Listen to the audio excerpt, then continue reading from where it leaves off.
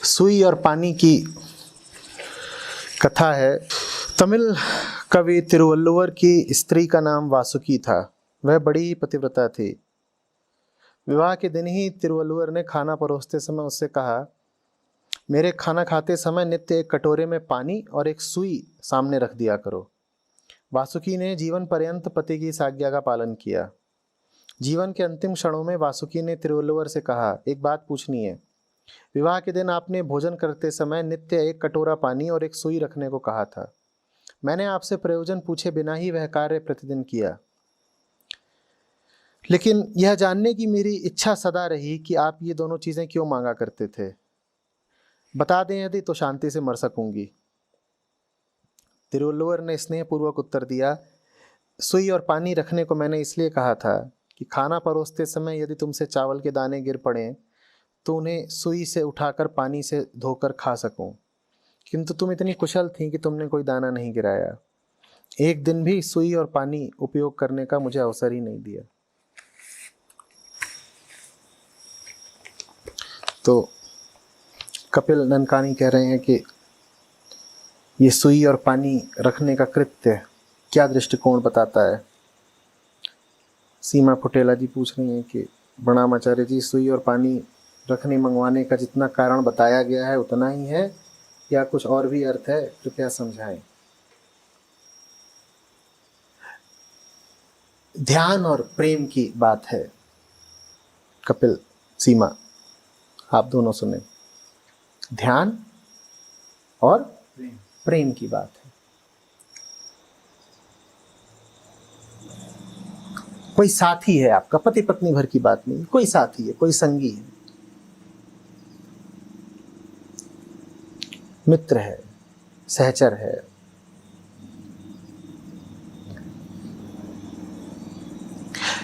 कैसे परोसते हैं आप उसको खाना, ये इंगित करता है कि कैसे आप उसको कुछ भी दे रहे हैं, परोस रहे हैं। भोजन भर परोसने की बात नहीं।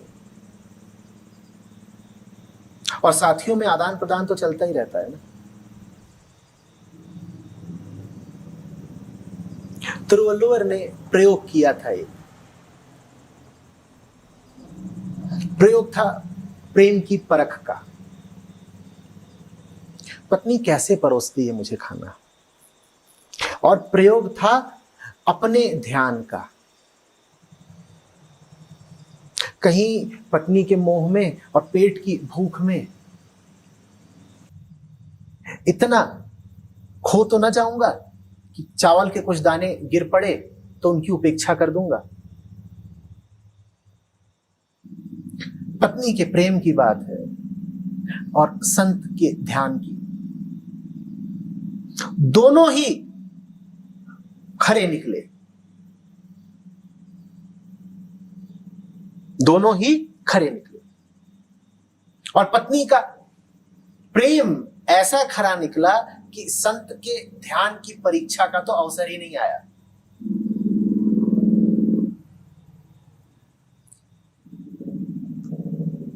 संत ने अपने ऊपर ही शर्त रखी थी कि एक भी चावल का दाना व्यर्थ नहीं जाने दूंगा, ध्यान मेरा ऐसा होगा। और दक्षिण भारत तो चावल ही चावल खाया जा रहा है। ध्यान मेरा ऐसा होगा कि एक दाना भी मेरी नजर से बच के ना निकलने पाए। ये उनका अपने प्रति संकल्प कि खा रहा हूं जब तो मन कल्पनाओं में नहीं दौड़ा हुआ है, मन इधर उधर की नहीं सोच रहा है। खा रहा हूं जब तब भोजन के प्रति उपस्थित हूं मैं।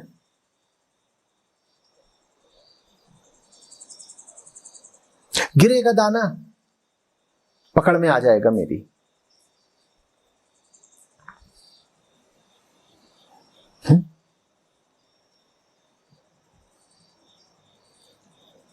खेल है संतों के।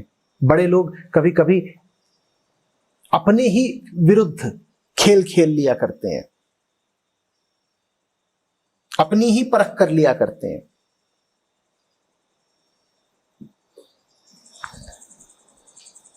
और भोजन तो बड़ा अच्छा अवसर होता है अपनी परख कर लेने का।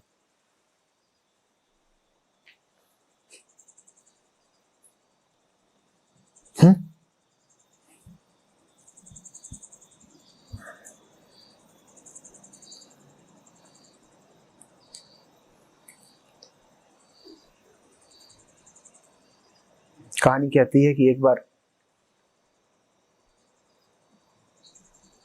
वशिष्ठ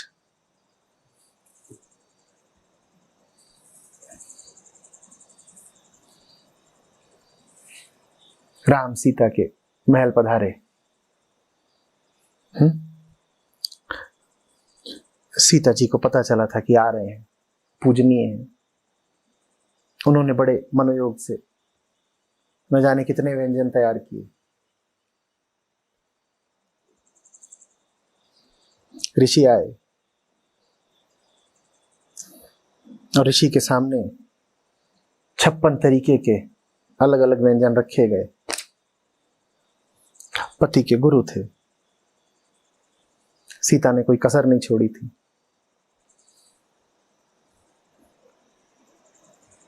और ऋषि ये सब देख रहे हैं। जब सब कुछ रख दिया गया तो उन्होंने सब कुछ एक में उलीच लिया, मिला दिया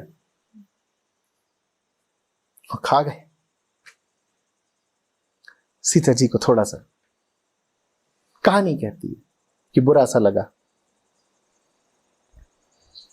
कि इन्होंने तो स्वाद ही नहीं लिया, जायका क्या पता चला होगा, सब ऐसे ही खा।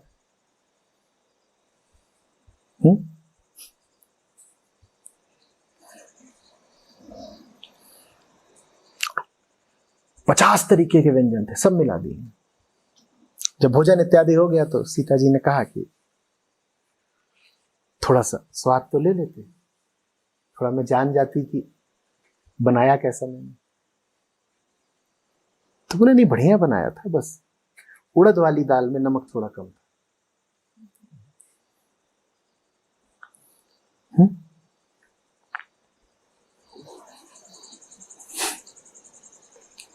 तो संतों का भोजन के साथ बड़ा मधुर रिश्ता रहा है। अपने ध्यान को परखने के लिए उन्होंने बहुधा भोजन का इस्तेमाल किया है।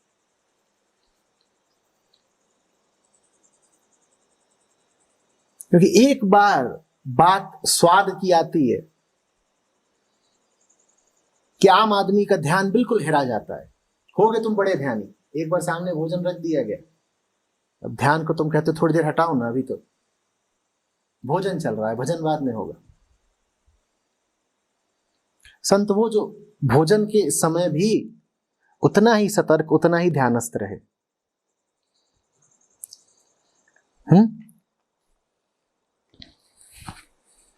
और प्रेम की पहचान ये कि तुम बहुत बहुत बहुत सावधान रहो कि सामने वाले को परोस क्या रहे हो और कैसे रहे हो।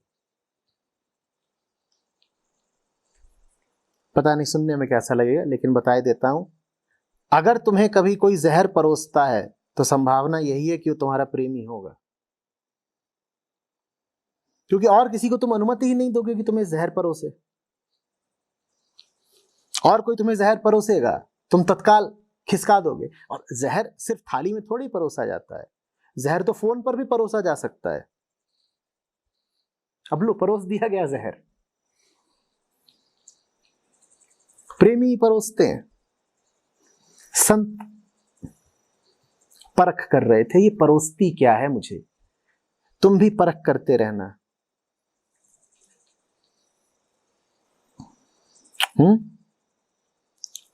ये भी देखते रहना कि दूसरा तुम्हें क्या दे रहा है, और उससे ज्यादा तुम सावधान रहना कि तुम दूसरे को क्या दे रहे हो। क्योंकि प्रेम में तुम दूसरे पर विश्वास कर ले जाते हो,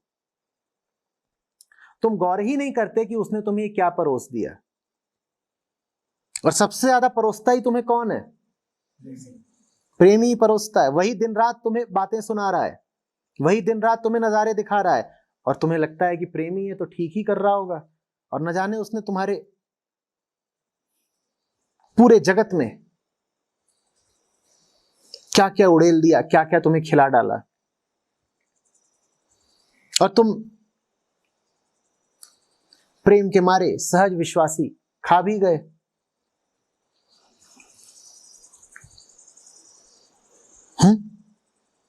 तुम्हारा जितना कलुष होता है, जितनी तुम्हारी शिकायतें होती हैं, ये करने के लिए बताओ तुम किसको पकड़ते हो? किसको पकड़ते हो? प्रेमी को। दुनिया को लेकर के जितना तुम्हारा विष होता है, उसका वमन तुम प्रेमी के ही ऊपर करते हो।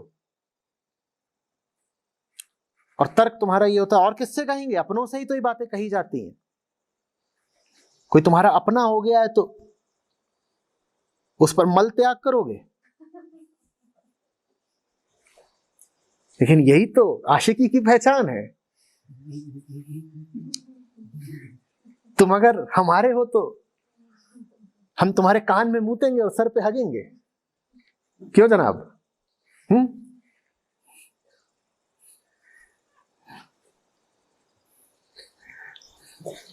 मुंह खोलो, चलो मुंह खोलो। और अब उसके बाद फ्लश करना तो छोड़ो, तुम्हें पानी भी नहीं देंगे। और वो निकल जाएंगे, तुम तड़पते हो। वो निकल जाएंगे, अब तुम तड़पते रहो। तड़पो। देख रहे हो संत को? वो ये तक देख रहे हैं कि क्या परोस रही है। तुमने देखा क्या परोस रही है?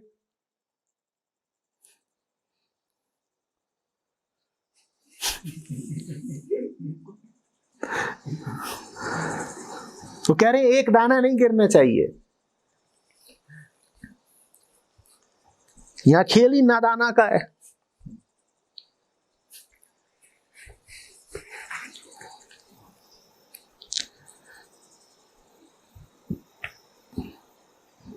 और कोई इरादा नहीं खराब होता, बात नीयत की नहीं है, बात नासमझी की है। तुम अपनेपन में जहर पिला देते हो। अभी कहा ना हमने, तुम कहते हो ये बात अगर अपनों से नहीं कहेंगे तो किससे कहेंगे। तुम ये भूल जाते हो कि ये तुम क्या कर रहे हो। तुमने अपने पन के नाम पर ये क्या कर डाला है।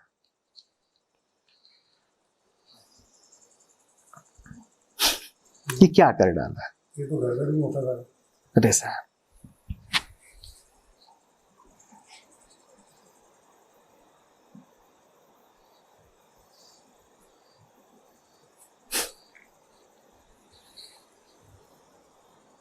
मैं आमतौर पे अपने परिवार का उदाहरण इत्यादि देता नहीं हूं, पर इस मौके पर कुछ याद आ रहा है इसलिए बताए देता हूं। आईएएस का मेरा साक्षात्कार था और मेरे माँ बाप मेरे ननिहाल को जा रहे थे। साक्षात्कार से 2 हफ्ते पहले, ये आज से करीब 18-20 साल पहले की बात है। तब मोबाइल फोन का इतना प्रचलन वगैरह नहीं था।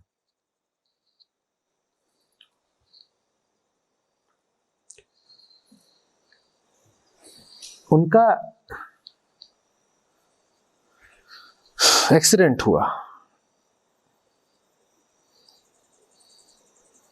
गंभीर सड़क दुर्घटना। जिस गाड़ी में जा रहे थे पूरी नष्ट हो गई।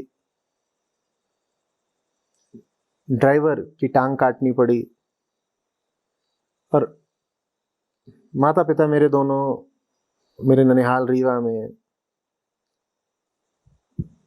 अस्पताल में दाखिल रहे और दोनों को काफी चोटें आई थी। पिताजी का तो पूरा चेहरा ही विकृत हो गया था। माँ का हाथ भी टूट गया था, उठता भी नहीं था, नसें टूट गई थी सब। मुझे 2 हफ्ते तक खबर नहीं दी गई, परोसा ही नहीं गया ये समाचार, मुझे बताया ही नहीं गया। उन्होंने कहा हम क्यों बताएं, हमारे बताने से उसको क्या लाभ होगा। और यही प्रेमी की पहचान है। वो पहले ये पूछता है कि मैं जो कुछ बताने जा रहा हूं वो बताने से क्या सुनने वाले का लाभ है। अगर सुनने वाले का लाभ नहीं तो मैं उसे क्यों बता रहा हूं। उन्हें पता था कि अगर वो मुझे बताएंगे तो मेरा लाभ नहीं होगा। हो सकता है कि मैं साक्षात्कार के लिए सही मानसिक स्थिति में ना रह जाऊं, हो सकता है कि मैं गाड़ी पकड़ के उनको देखने के लिए पहुंच जाऊं। वो ये सब नहीं चाहते थे, उन्होंने खबर ही मुझ तक नहीं आने दी।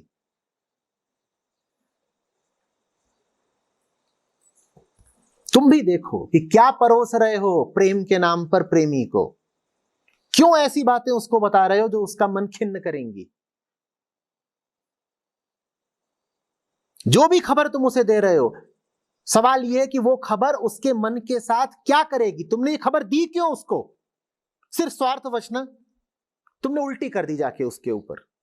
तुमने अपने स्वार्थ की पूर्ति कर ली और तुमने ये देखा ही नहीं कि जिससे प्रेम करते हो अब उसका क्या होगा।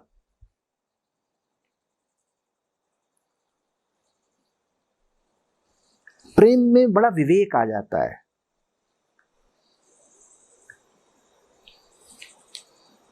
प्रेम महाज्ञान होता है।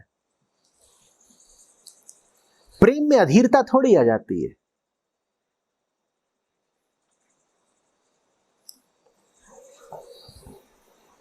प्रेम ऐसा थोड़ी होता है कि न जाना न समझा और कोई भी कांड कर डाला, कुछ भी कहीं बोल आए। क्यों? क्योंकि हम और तुम तो प्रेमी हैं, तो हम तुमसे कुछ भी बोल सकते हैं, तुम्हारे साथ कुछ भी कर सकते हैं। और इसीलिए मैं कहता हूं कि तुम्हारा जितना नाश बाहर वाले दूसरे नहीं करते, उससे ज्यादा नाश तुम्हारे ये तथाकथित प्रेमी कर देते हैं।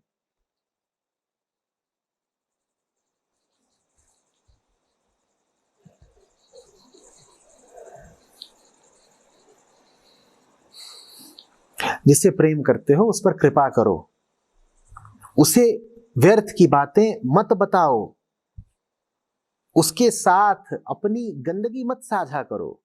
उसके साथ अगर तुम्हें कुछ साझा करना है तो अपना ध्यान साझा करो, अपनी शांति बांटो। जिससे प्रेम करते हो उसे शांति देते हैं ना, अशांति थोड़े ही देते हैं। बांटनी है तो शांति बांटो।